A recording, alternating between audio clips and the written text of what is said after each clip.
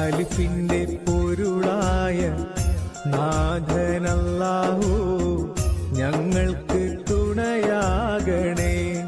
അല്ലാഹു ഞങ്ങളെ കാത്തിടണേ. കാരുണ്യക്കടലായ നാഥനല്ലാഹു ഞങ്ങൾക്ക് കനിഞ്ഞിടണേ.